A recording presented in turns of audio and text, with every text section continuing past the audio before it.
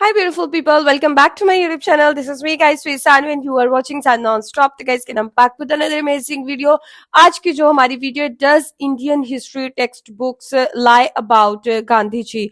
और इंडिया से ही है ये वीडियो. ठीक है, गौरव ठाकुर जो है वो है.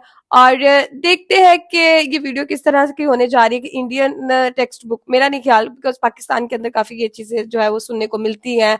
और मेरा पर्सनल एक्सपीरियंस भी है कि टेक्स्ट बुक के अंदर जो है वो जो भी चीजें बताई जाती हैं पाकिस्तान के अंदर मैनिपुलेट करके सोशल स्टडीज के अंदर बताई जाती हैं. अभी इंडिया का भी क्या वही हाल है. सारी चीजें सारी बातें वीडियो के अंदर जाके पता चलेंगी. सच सुनने की अगर है हिम्मत तो वीडियो को लास्ट तक में देखना है. ठीक है guys, like subscribe and share करते जाइएगा फ्रेंड्स एंड फैमिली के साथ. वीडियो को प्लीज अगर आपको पसंद आती तो जरूर शेयर कीजिएगा. तो बिना टाइम को गवाए वीडियो की तरफ चलते हैं.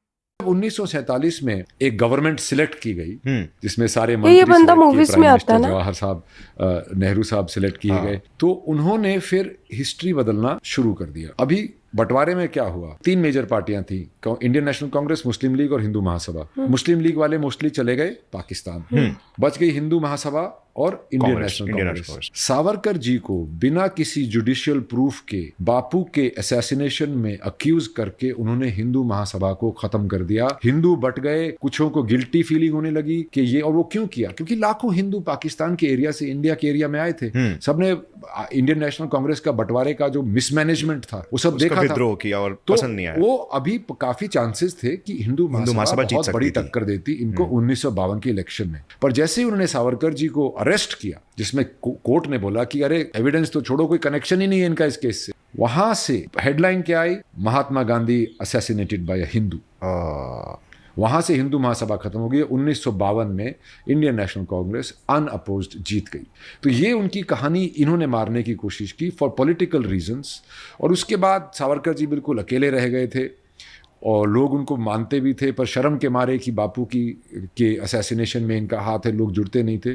फिर जब ये मरे 1986 में, तो 6 लाख लोग इकट्ठे हो गए आउट ऑफ द ब्लू. उनकी डेथ हुई, डेथ होते ही 6 लाख लोगों ने जब ये देखा तो उन पे कपूर कमीशन बिठा दी, जिसमें एक नॉन जुडिशियल बॉडी थी जिसने पता नहीं क्या इन्वेस्टिगेशन की, और उन्हें बोला कि नहीं अभी भी शक की तलवार इनके ऊपर अटक रही है. फिर 2018 में सुप्रीम कोर्ट ने एक PIL डाली किसी ने, फिर दोबारा इन्वेस्टिगेशन की और अपहोल्ड किया 1949 का वो डिसीजन कि ही वॉज इनोसेंट. तो ऐसे करके उनको दबाया गया, उनकी कहानी को दबाया गया है. और फनी बात क्या है कि जो अहिंसा के प्रतीक थे महात्मा गांधी गोली से मरे, और जो हिंसा के प्रतीक थे विनायक दामोदर सावरकर, वीर सावरकर, उन्होंने आमरण अनशन किया, समाधि ली. ये बहुत बड़ी एक आयरॉनिकल बात है. Great paradox. हाँ, ग्रेट पैराडॉक्स. आमरण अनशन बहुत लोगों ने किया, मरे सिर्फ सावरकर जी. तो ये उनकी कहानी थी. सीक्रेट सोसाइटीज से लेके कैसे आई. ऐसे सीक्रेट सोसाइटी थी HSRA, Hindustan socialist Republican association, जिसमें चंद्रशेखर आजाद उसके प्रमुख थे, उसके हिस्सा थे भगत सिंह. राजगुरु को यहाँ से बाबा राव ने वहाँ भेजा था. बाबा राव सावरकर जो कि उनसे भी अनसंग हीरो हैं, वो बहुत ही इन ऑर्गेनाइजेशंस के टच में रहते थे, और उनके थ्रू सावरकर जी का इन्फ्लुएंस इन सब पे पहुंचता रहता था. ओके. और सर अगर देखेंगे तो इंडिपेंडेंस का भी एक काफ़ी अच्छा credit, if not the entire credit, भी जाता है जैसे आज़ाद हिंद फौज को दिया गया, कि मतलब उसके वजह से जो भी म्यूटिनीज क्रिएट हुई और बहुत सारा. तो इसके पीछे I think general GD Bakshi साहब ने एक बुक लिखी थी, तो उन्होंने कुछ प्रूफ्स भी दिखाए हैं कि वो टाइम पे कम्युनिकेशन चल रहा था यहाँ से, जो यहाँ के जनरल्स थे और यहाँ के जो भी एडमिरल्स वगैरह थे, वो वहाँ पे ब्रिटिश PM के साथ कोऑर्डिनेट कर रहे थे.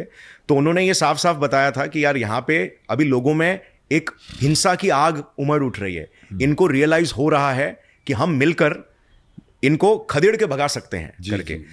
और वो टाइम पे वर्ल्ड वॉर भी हो गया था, तो वैसे ही ब्रिटेन कमजोर हो गया था. वर्ल्ड वॉर के बाद क्या हुआ था कि ब्रिटेन बहुत डेट में आ गया था.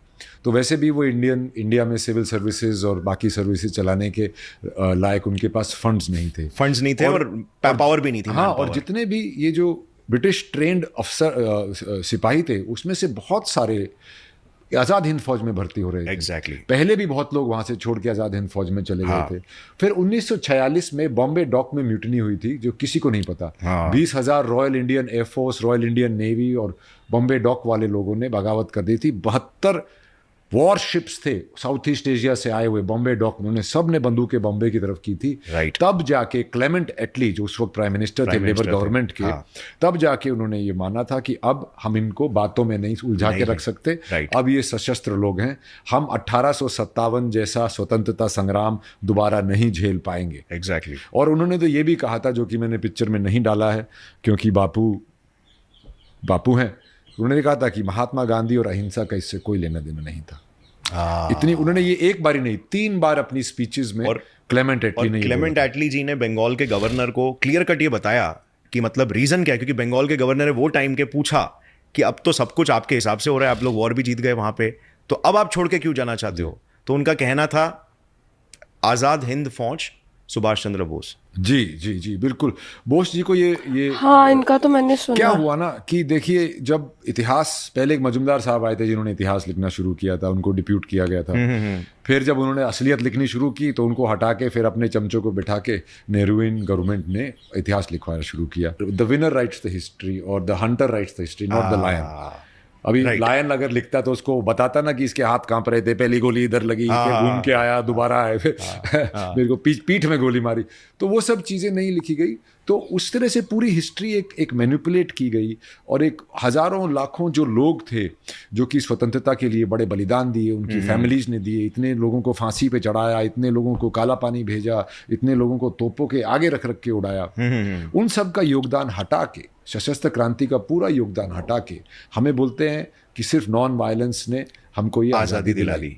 ये नॉन वायलेंस अंग्रेज़ों के हित में था, क्योंकि जो भी सशस्त्र की क्रांति की सोचता था या करता था या हिस्सा लेता था या प्लानिंग में आता था, उन लोगों को काला पानी भेज देते थे।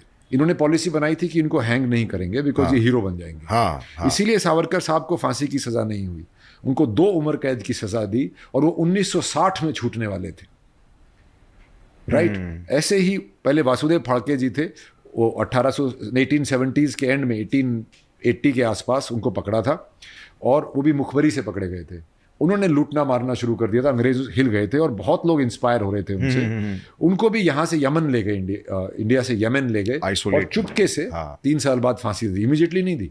तो इसके ऊपर तभी 1885 में A.O. ह्यूम ने इंडियन नेशनल कांग्रेस बनाई, जो कि एक लिएजॉन बॉडी थी, एक आपस में डिप्लोमेटिक बॉडी, लिएजॉन बॉडी थी between British educated Indians and British. वो आपस में ही, और वो 1800 मांडवली अंडरस्टैंडिंग था कि आप मुझे समझो, हम आपको समझेंगे। पर उसमें दादा भाई नारोजी और ऐसे बहुत से लोग थे जो कि बड़े कड़क थे, गरम दल के थे, और फिर नरम दल के लोग थे, गोखले साहब और ये वो। तो ये इंडियन नेशनल कांग्रेस प्रस्ताव और हस्ताक्षरों में और अपील्स में, ये सशस्त्र क्रांति वाले किसी को मारते, उनका प्रस्ताव स्वीकार हो जाता, वो ये कुछ करते, उनका वो हो जाता। तो उनको अंग्रेजों ने भी ऊपर रखा क्योंकि वो उनके हित में थे। और ऐसे ही अंग्रेजों के जाने के बाद इंडियन नेशनल कांग्रेस जब सिलेक्ट की गई, किस बेसिस पे सिलेक्ट किया गया उनको, किस बेसिस पे सिलेक्ट किया गया इंडियन नेशनल कांग्रेस के लीडर्स को, कि वो सारा एक उस वक्त का अगर आप देखो परसेप्शन क्रिएशन, या उस वक्त की उनकी मार्केटिंग। मैं तो बोलता हूँ गांधी जी भी बड़ा परसेप्शन में बहुत बहुत स्ट्रांग थे। उन्होंने भी, मेरे को गांधी जी से मुझे कोई प्रॉब्लम नहीं है, गांधी जी की रिस्पेक्ट करते हैं, सावरकर जी भी उनकी पर्सनली रिस्पेक्ट करते थे, वो उनकी आइडियोलॉजी से एग्री नहीं करते थे। वो अहिंसा से नफरत करते थे, क्योंकि अहिंसा उनका मानना था कि आत्मरक्षा भी नहीं कर पाएंगे क्या, नपुंसक बन जाएंगे हम।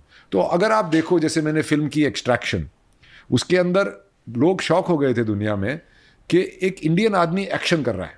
नहीं तो हमारा क्या, टैक्सी ड्राइवर, 7-Eleven, टेकी, डॉक्टर, यही सब हमारी पूरे दुनिया में एक नपुंसक इमेज बन गई थी। ये सावरकर जी भी कहते थे, अहिंसा की वजह से। अगर आपको ये क्लिप पसंद आई तो पूरे पॉडकास्ट का लिंक नीचे। अच्छा यार, बहुत अच्छी इन्फॉर्मेटिव वीडियो थी। मुझे ये कोई एक्टर है, मैंने देखी हुई है इसकी मूवीज, ये आता है मूवीज के अंदर, पर मुझे इसका नाम नहीं याद। ठीक है, तो क्या है कि वीडियो तो अच्छी है, इन्फॉर्मेटिव वीडियो। गौरव ठाकुर हमेशा इस किस्म के टॉपिक लेके आते हैं जो कि लोगों को जो है वो उनसे छुपाए गए हों या उनको पता ना हो।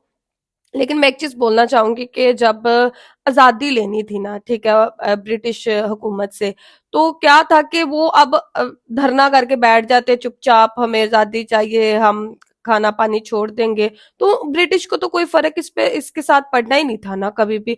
तो वॉयलेंस करना तो जरूरी था, ये चीज मैं भी मानती हूँ कि आपको जाने लेनी भी थी और आपको जाने देनी भी पड़नी थी, तब कहीं जाके जो है वो आजादी मिलती है। आप चुप करके विदाउट आप वॉयलेंस कुछ नहीं कर सकते। आप देखे ना, डिमांड होती है ना एक चीज की। अब देखे कि अगर किसी को आजादी किसी से चाहिए, अब वो नहीं बोलेगा, वो नहीं अपना आगे रखेगा अपना एक जिसे कहते हैं बात, तो अगर वो बात नहीं मानेंगे तो डेफिनेटली कि जान लेनी भी पड़ेगी और जान देनी भी पड़ेगी उस टाइम पर। तो बहुत सारे लोगों ने इस तरह किया। अब भगत सिंह जी को देख लें, अब वो चुपचाप अगर बैठे रहते हैं सड़क के ऊपर, सड़क ब्लॉक करके कि चलो जी हमें आजादी चाहिए ब्रिटिश गवर्नमेंट से, ये वो, तो कोई नहीं सुनता यार, ऐसे नहीं होता। तो उन्होंने भी क्या किया कि मतलब मारी भी, जान दी भी, जान ली भी। तो इस तरह से चीजें जो है वो करनी पड़ती हैं आजादी के लिए। तो क्या है कि लोग बड़े अच्छे अच्छे लोग जो है वो गुजरे हैं हिस्ट्री के अंदर, आप लोग देख ले, जिन्होंने जो है वो जान ली भी है और अपनी कंट्री के लिए जान दी भी है। ब्रिटिश गवर्नमेंट ऐवी नहीं यहाँ से चली गई, उनको पता था कि ये जो लोग है बड़े सगीर के लोग, ये बहुत स्ट्रांग है और ये जो है वो मरने से भी नहीं डरते, तो आगे से ये मारते भी हैं। तो क्यों ना फिर उन्होंने यही चीज अच्छी समझी कि इनको छोड़ जाते हैं। तो हिस्ट्री जो है वो प्योर हिस्ट्री कहीं भी नहीं हम लोगों को मिलती। इस तरह से कोई बताता है, कोई किसी बुक में कोई राज लिखा होता है, किसी बुक में कोई राज लिखा होता है। तो पाकिस्तान के अंदर तो चले चीजें छुपाई गई, ठीक है, आपको ये चीज एक्सेप्ट करनी पड़ेगी, कुछ इंडियन हिस्ट्री के अंदर भी चीजें जो है वो छुपाई गई।